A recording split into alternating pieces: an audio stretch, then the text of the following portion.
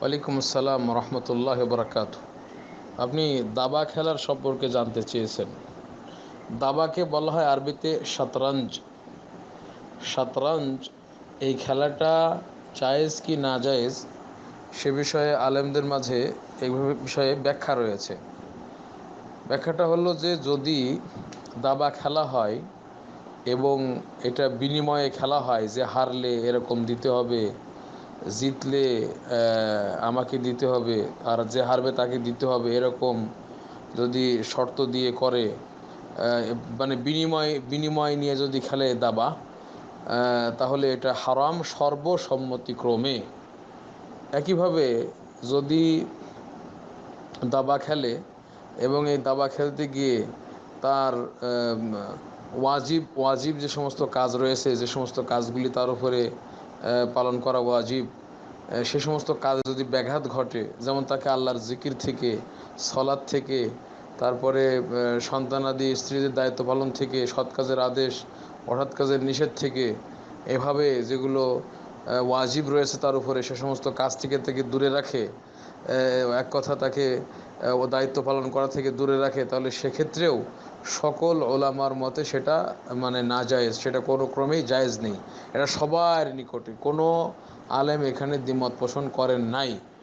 তবে এবং এই বিষয়ে দলিল রয়েছে, মানে দলিল রয়েছে কি সাহাবীদের থেকে, যেমন আবদুল্লাহ ইবনে ওমর রাদিয়াল্লাহু তাআলা আনহু তিনি বলেছেন যে শতরঞ্জ এটা শাররুন মিনান নারদ।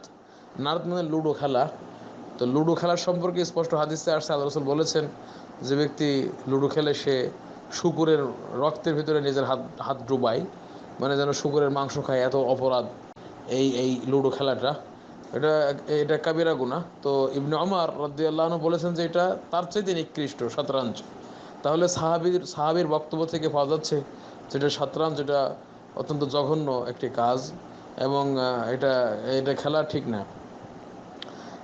তারপরে আয়াত দ্বারা যে হাদিসে যে যে যে আয়াতে আপনার মদকে হারাম করা হয়েছে, যে হাদিসে জুয়া খেলাকে হারাম করা হয়েছে, ওই জুয়া খেলা কেন হারাম করা হলো? যেটা আল্লাহর স্মরণ থেকে, আল্লাহর জিকির থেকে দূরে রাখে, এবং সেটা শত্রুতা তৈরি করে মানুষের মাঝে, আদাওয়াহ ওয়াল বাগদা এটা তৈরি করে। তো একই কারণ এটা পাওয়া যায় এই এই দাবার ভেতরেও। তো এই জন্য এই আয়াত দ্বারাও দলিল পেশ করেছেন সে ওলামাগণ, যেটা জায়েজ নেই।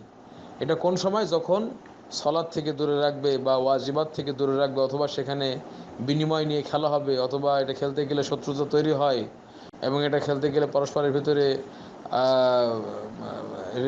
বিদ্বেষ তৈরি হয়, অথবা মিথ্যার বা আশ্রয় প্রতারণার আশ্রয় নেওয়া হয়। এই সর্ব অবস্থায় এটা হারাম, এখানে কোনো আলেম দ্বিমত পোষণ করেননি। তবে যদি এমন হয় যে বিনিময় নিয়ে খেলা হচ্ছে না, বা যেগুলো দায়িত্ব আছে সেগুলো থেকে দূরে থাকছে না, বা সেখানে বিদ্বেষ তৈরি হচ্ছে না, বা সেখানে কোনো হারামের বিষয় জড়িত থাকতেছে না, তাহলে সেটা খেলা যাবে কিনা সে বিষয়ে ইমাম নববী তিনি বলছেন যে এক্ষেত্রে মানে যদি এরকম না থাকে তাহলে এটা মাকরুহ। এটা মাকরুহ, মানে এটা মাকরুহ। এবং শাফি বলেছে, শাফি একবারে সরাসরি মানে যেটাকে বলা হয় মুবাহ সেটা বলে নাই, বলছে যে জায়েজ মাল কারাহা, মানে অপছন্দনীয়। এটা ইমাম শাফির থেকে সেই ইমাম নবী বলেছেন। কিন্তু এমন অবস্থাতেও জমহুর ওলামার মতে সেটা হারাম, মানে নামাজ থেকে দূরে না রাখলেও, বা সেখানে মানে জোয়ার বিষয় না থাকলেও, অর্থাৎ বিনিময় না খেললেও জমহুর ওলামার মতে এটাও হারাম, এটাও নিষিদ্ধ। কিন্তু মানে ইমাম নববী বলছেন যে শাফি বলেছেন এটা মাকরুহ, মানে সরাসরি জায়েজ বলেন নাই।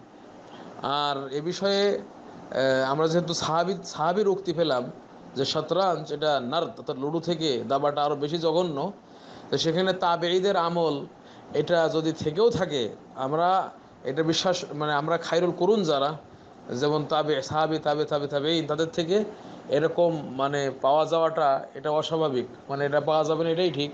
এই জন্য আবু হুরায়রা রাদিয়াল্লাহু তাআলা আনহু নামে বলা হয় যে তিনি দাবা খেলতেন। এটা সম্পূর্ণ মিথ্যা অপবাদ আবু হুরায়রা রাদিয়াল্লাহু তাআলা আনহুর নামে। তারপরেও যদি আমরা ধরি যে দুজন তাবেঈ থেকে আছে, মুহাম্মদ বিন সিরিন এবং আরও যেটা আপনি বললেন, তো সেটা সেখানে সাহাবীর কথার বিপরীতে এদের আমল গ্রহণযোগ্য নয়। এমনকি আলী রাদিয়াল্লাহু আনহু একবার দেখলেন কিছু লোক তারা দাবা খেলতেছে, তিনি বললেন, মা হাদিহি তামাসিল আল্লাতি আনতুম আলাইহা আকিফুন, যার উপরে তোমরা এভাবে বসে আছো, এই মূর্তিগুলো কি? এভাবে বলেছেন আলী রাদিয়াল্লাহু আনহু। এজন্য এগুলো, এই দাবা সেটা কোনোভাবেই খেলা এটা বৈধ নয়, এটা হারাম। এটা হচ্ছে বিধান। আল্লাহ তাআলা আলাম।